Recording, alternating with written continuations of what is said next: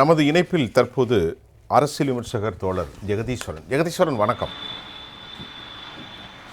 வணக்கம் ஜெகதீஸ்வரன், இப்போ தமிழ்நாட்டில் யதார்த்தத்தை பேசுகிறோம், மிகைப்படுத்தாமல் நாம் பேசுகிற போது டோட்டலாக லா அண்ட் ஆர்டர், சட்டம் ஒழுங்கு ஃபெயிலியர், வாக்குறுதிகளை நிறைவேற்றுவதில் அரசினுடைய நிலை என்னங்கிறத நாம் சொல்ல வேண்டியதில்லை. துறை சார்ந்த ஊழல்கள் தென் மாவட்டங்களில் கேட்குற போது நியாயம் கேட்க போன கனிம வள கொள்ளையர்களுக்காக அடிக்கப்படுகிறார்கள். 25 பேர் மாஃபியாக்கள் உள்ளே துறகிறார்கள். சாதி மோதல், ஆணவ படுகொலை, பதட்டங்கள் தென் மாவட்டங்களில் ஒரு எக்ஸிஸ்டிங் இருப்பு நிலையான ஒரு பெர்மனன்ட் இஷ்யூவாகவே இருக்குது. பொது இடங்களில் பாலியல் பலாத்காரம், செக்ஸுவல் அட்ராசிட்டி, ரவுடிசம், அதே போன்று அப்பாவிகள் கொல்லப்படுவது நேற்று ராஜபாளையத்திலும் சொன்ன, திருச்சிலையும் சொன்னேன். போதை, கள்ளச்சாராயம், என்ன இல்லை விலைவாசி உயர்வு அண்ணா யூனிவர்சிட்டியிலையும் நடக்கிறது, கோவையிலும் நடந்து கொண்டிருக்கிறது. ஏராளமாக அரசியல் கொலைகள், நெல்லை ஜெயக்குமார் ஆம்ஸ்ட்ராங் கொலைகளுக்கான நியாயம் இல்லை. அரசு பள்ளி ஆசிரியர்களே கூட்டு பலாத்காரம் நடக்கிறார்கள். காவல்துறை முழுமையாகவே ஒரு பேரலைஸ்டு யூனிட்டாக மாறிட்டு. நான் கொஞ்சம் தான் சொல்லியிருக்கேன், இன்னும் நிறைய சொல்லலாம். ஒரு நீண்ட கேள்வி நமது பேனலில் இருக்க எல்லாத்துக்கும். சொல்லுங்கள் ஜெகதீஸ்வரன் சார். நிச்சயமா. அதாவது நீங்கள் சொன்ன எந்த விஷயமே நீங்கள் சொன்ன மாதிரி மிகைப்படுத்தி கேட்கப்படவே இல்லை. ஏதோ ஒரு சின்ன சம்பவம் நடந்தது, அதை ரொம்ப மிகைப்படுத்தி அரசியலுக்காக பேசுகின்றோம் அப்படின்னு ஏதாவது இருந்ததுன்னா நம்ம ஏன் அவ்வளோ மிகைப்படுத்தி நம்ம பேச வேண்டிய அவசியம் என்னன்னு சொல்லி கேட்கலாம். நீங்கள் பேசுகின்ற நீங்கள் இதுவரைக்கும் நம்முடைய கருத்துரையாளர்கள் சொன்னது எல்லாமே கூட தினம் மிக சர்வசாதாரணமாக நடந்து கொண்டிருக்கின்ற நிகழ்வாகத்தான் இருக்கின்றது. இன்னைக்கு ஒரு விஷயம் ரொம்ப அதிர்ச்சிக்குள்ளாக இருக்கக்கூடிய விஷயம் என்ன கேட்டீங்கன்னா, ஏதோ சாமானிய மக்கள் கொலை செய்யப்படுகிறார்கள், சாமானிய மக்கள் வீட்டில் பூந்து கொள்ளையடிக்கிறாங்க, அவங்கள வெட்டுறாங்க, அவங்க பாலியல் துன்புறுத்தலுக்கு உள்ளாகிறாங்கிறத தாண்டி காவல்துறைக்கே பாதுகாப்பு இல்லாத நிலைமை தான் இன்னைக்கு இருக்கு. இன்னைக்கு காவல்துறை வெட்டப்படுகிறார்கள், காவல்துறை குத்தப்படுகிறார்கள், காவல்துறையை ஓடி இவங்க விரட்டுறாங்க, காவல்துறையை அரஸ்ட் பண்ணாத காவல்துறையை அடிக்கிறாங்க, குடும்பத்தோடு சேர்ந்து தாக்குறாங்க அப்படின்னு எல்லா இடங்களிலும் காவல்துறைக்கு இப்பொழுது யார் பாதுகாப்பு கொடுப்பது அப்படிங்கிற மிகப்பெரிய கேள்வி ஒன்று இங்கு நிற்கிறது. இதற்கு மிக முக்கியமான காரணம் என்ன? நீங்க எந்த ஒரு துறையாக வேணாலும் எடுத்துக்கங்க, இந்த துறையில இருக்கிற தலைமை என்பது சரியில்லை என்றால் இந்த ஒட்டுமொத்த துறையும் தள்ளாடும். அதுதான் இன்னைக்கு பிரச்சனை. இன்னைக்கு அரசியலும் சரி, இன்னைக்கு காவல்துறையிலும் சரி, இன்னைக்கு கோர்ட்டு ரொம்ப தெள்ள கேட்குது, டிஜிபி நியமனத்துல ஏன் இவ்வளவு குளறுபடிகள், இதை நீங்கள் விரைவாக செய்து முடியுங்கள் சொன்ன பிறகும் இல்ல எங்களுக்கு எந்த டிஜிபியை நாங்கள் பொறுப்பு டிஜிபியா வைக்கிறோம் நினைக்கிறோமோ அவர்களைத்தான் நாங்கள் வைத்துக் கொள்வோம் அப்படிங்கறதா அடிப்படையான சிக்கல். நீங்க உங்களுடைய காவல்துறையில் இருக்கின்ற பல நீங்க இன்டெலிஜென்ஸ் விங்கு தனியா இருக்கு, நீங்க ஒவ்வொருக்கும் விங் இருக்கு. இன்டெலிஜென்ஸ் விங்கு தொடர்ச்சியாக இந்த 4 வருடத்தில் கம்ப்ளீட் ஃபெயிலியர்ல இருக்கு அப்படிங்கிறது அது இன்டெலிஜென்ஸ் விங் தான். அது ஒரு பள்ளிக்கூடத்தில் நீங்க பாத்தீங்கன்னா ஒரு பெரிய கலவரம் நடக்க போது எல்லாரும் போராட்டக்காரர்கள் குனிஞ்சுக்கிட்டே இருக்காங்க. 10 மணிக்கு வாட்ஸ்அப்ல ஸ்டேட்டஸ் போட்டு எல்லாரும் நின்றுட்டு இருக்காங்க. அடுத்தாக பெரிய போராட்டம் வெடிக்க போறது, கலவரம் வெடிக்க போய் தெரிந்த பிறகும் காவல்துறைக்கு அது தெரியவே இல்லை. கடைசி இருக்குமா இப்பெல்லாம் நடக்குமா? அங்க போன காவல்துறையோட கைகளில் பார்த்தீங்கன்னா லத்தி கூட இல்லை, யார் கையிலும் லத்திகள் கூட இல்லை. டிஜிபி ஒருத்தர் மண்டையில அடி வாங்கிட்டு ரத்தம் உடைஞ்சு அவரை தூக்கிட்டு போற அவ்வளவு நிலை ஒன்று பார்த்தோம். அதுவும் நடந்தது. காவல்துறை பல இடங்களில் வெட்டப்படுகிறார்கள், நீங்க அவங்கள குத்துறாங்க அப்படிங்கிற செய்திகள்லாம் தொடர்ச்சியாக வந்து கொண்டே இருக்கின்றது. மிக முக்கியமான காரணம் இந்த டிஜிபி நியமனத்திலிருந்து வருகின்ற அந்த குளறுபடிகள். பல நேரங்களில் பேசி ஒவ்வொருத்தரையும் காவல்துறை ரிஃபார்ம்ஸ் பத்தி பேசும்பொழுது காவல்துறை பற்றாக்குறை. நீங்க ஒவ்வொரு ஸ்டேஷனுக்கு போங்க, அதுல ஸ்டேஷன் எழுதி போட்டிருப்பாங்க எத்தனை இன்ஸ்பெக்டர், எத்தனை எஸ்ஐ, எத்தனை எஸ்எஸ்ஐ, எத்தனை grade 1 constable, grade 2 constable force எத்தனை இருக்கு அப்படின்னு சொல்லி லிஸ்ட் போட்டிருப்பாங்க. அதுல நீங்க பாத்தீங்கன்னா இந்த கான்ஸ்டபிள் ஃபோர்ஸ்ல ஒரு பர்டிகுலர் ஒரு குறிப்பிட்ட ஒரு காவல் நிலையத்துல 36 பேர் அலாட்டட் வேகன்சிஸ்னா அதுல 14 பேர் இருக்காங்க. வெறும் 14 பேர் தான் இருக்காங்க. அப்போ அந்த 14 பேரும் என்னென்னதுக்கெல்லாம் யூஸ் பண்றாங்க? ஓகே, ஒரு பெரிய விழா ஒன்று வருதுங்க, உதாரணத்திற்கு தேவ ஜெயந்தி வருதா, ஓகே அதுக்கு பாதுகாப்பு கொடுக்கணும். முதலமைச்சர் எங்களுடைய தொகுதிக்கு இந்த மாவட்டத்தில் அவருக்கு பாதுகாப்பு கொடுக்கணும். வேறு சில அரசியல் கட்சிகள் தங்களுடைய அரசியல் தேர்தல் காலம் நெருங்கி விட்டது, அரசியல் கட்சி தலைவர்கள் வர்றாங்க, அவங்களோட தொண்டர்கள் வராங்க, அவங்களுக்கு பாதுகாப்பு கொடுக்கணும். அப்போ இவங்க இந்த பாதுகாப்புக்கு இவர்களை ஈடுபடுத்திக் கொள்வார்களா அல்லது பொதுமக்களின் பாதுகாப்பாக ஈடுபடுத்துவார்களா அப்படிங்கிறது மிகப்பெரிய சிக்கலாக இருக்கிறது. இந்த வேகன்சிஸ்ங்கிறது எப்பொழுதுமே பேசப்பட்டு கொண்டிருந்தாலும் இது மிக மோசமாக இருக்கின்றது அப்படிங்கிறது ஒரு பார்வையாக இருக்கிறது. இன்னொன்று, ஒவ்வொரு முறையும் சட்டமன்றத்தில் மானிய கோரிக்கை விவாதம் வரும். அதுல உள்துறை அமைச்சராக இருக்கக்கூடிய முதலமைச்சர் ஸ்டாலின் அவர்கள் தான் இந்த விஷயத்தை சொல்லுவார். அவர் தொடர்ச்சியா சொல்றது என்னன்னு கேட்டீங்கன்னா, காவல்துறை என்பது குற்றத்தை தடுக்கும் துறையாக இருந்தால் மட்டும் போதாது, குற்றமே நடக்காத துறையாக இருக்க வேண்டும். இதுதான் அவர் ஒவ்வொரு முறையும் 4 வருடத்தில் செய்திருக்கிறார். 5வது வருடமும் பட்ஜெட் போது மானிய கோரிக்கையில் நிச்சயமாக சொல்வார். ஆனா நீ வந்து தடுக்கலாம் வேண்டாம். குற்றத்தை வந்து நடந்த பிறகாவது நீங்க வேகமாக போய் செயல்படுவீங்களா, இல்ல அடுத்த முறை அந்த குற்றம் நடக்காமல் பாதுகாப்பீர்களான்னு கேட்டீங்கன்னா அதற்கே என்ற பதில் இல்லாத நிலைமைதான் இருக்கு. எல்லா ஊர்களிலும் நீங்க வந்து ரொம்ப சர்வசாதாரணமா கத்தி எடுத்துட்டு போறாங்க. சின்ன சின்ன பசங்க கஞ்சா போதையில கத்தி எடுத்துட்டு போறது, அவங்க யார் வேணாலும் பிடிச்சி வெட்டுறது, யார் வேணாலும் அடிக்கிறது, இதெல்லாம் வந்து கேட்கறதுக்கு ஆளுக்கு நம்ம பயந்து ஓடணும். திடீர்னு ஒருத்தர் வந்து வருவான், நம்ம வந்து இப்போ வீடூர்ல அணை பார்க்கறதுக்கு பொதுமக்கள் வர்றாங்க, அந்த இடத்துல மிரட்டி காசு கேட்கறாங்க, காசு கொடுக்க முடியாது சொன்னா அவங்க வெட்டுறாங்க. பாருங்க, ரவுடிஸ் வந்து எவ்வளவு வெட்ட வெளிச்சத்துல அவ்வளவு பொதுமக்கள்கிட்ட போய் காசு கொடு, நீ ஒண்ணு காசு கொடு அவனை வெட்டுறாங்க, திறத்தி வெட்டுறாங்க, பொதுமக்கள் விழுந்துகிட்டு இருக்காங்க. இதெல்லாம் திரைப்படங்களை தான் திரைப்படங்கள் இந்த மாதிரி காட்சிகளை பார்ப்போம். அதுக்கு பிறகு ஹீரோ வந்து காப்பாத்து வரீங்க, எந்த ஹீரோமே இல்லை. அதான் பிரச்சனை. இன்னைக்கு வந்து திரைப்படங்கள்ல காண்கின்ற காட்சிகளோட அதீதமாக இன்று நடந்து கொண்டிருக்கின்றது.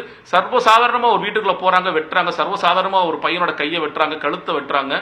நீ ஆணவ படுகொலைங்கிறது ரொம்ப சாதாரணமா நடக்குது.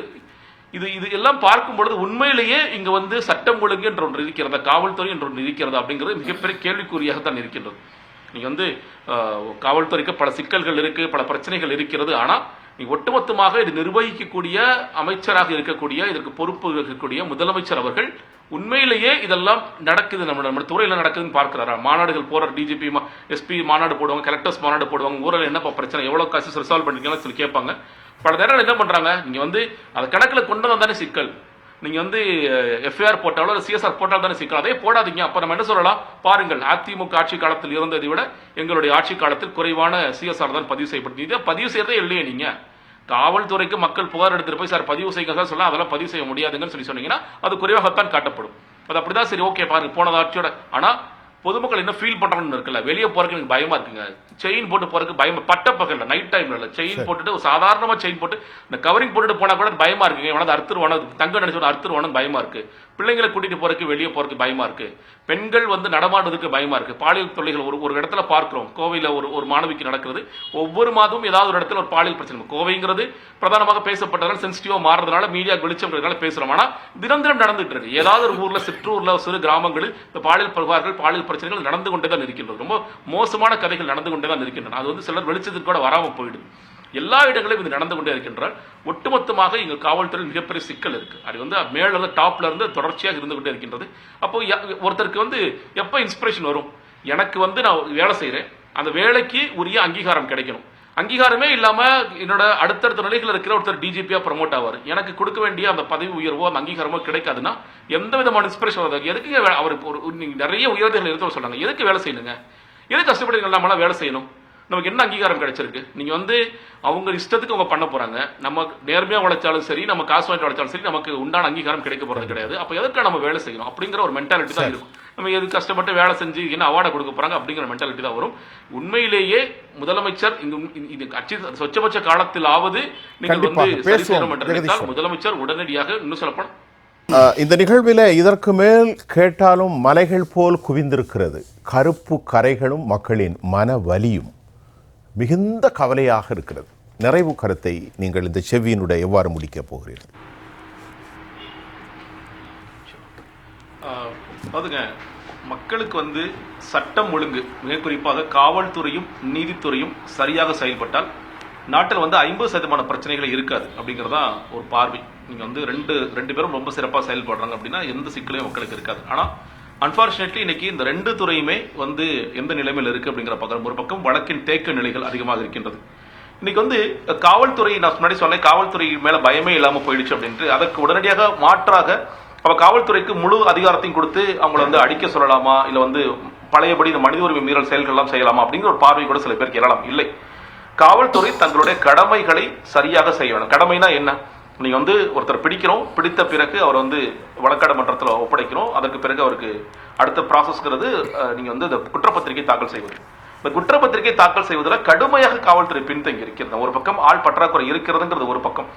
இன்னொரு பக்கம் நீங்க பல வழக்குகள், குறிப்பா போக்சோ வழக்குகள்ல கூட நீங்க வந்து கிட்டத்தட்ட 10-12 வருடங்களாக போக்சோ வழக்குகள்ல கூட குற்றப்பத்திரிகை தாக்கல் செய்யாமல் பாதிக்கப்பட்ட அந்த குழந்தைக்கு மறுபடியும் அந்த விஷயத்தை ஞாபகப்படுத்துற மாதிரியான விஷயங்களை செய்வதன் மூலியமாக நீங்கள் வந்து நீதியை பெற்றுத் தருவதில் மிகப்பெரிய ஒரு பிரச்சனை இன்று ஏற்பட்டு கொண்டிருக்கிறதுங்கிறது பார்க்க முடிகிறது.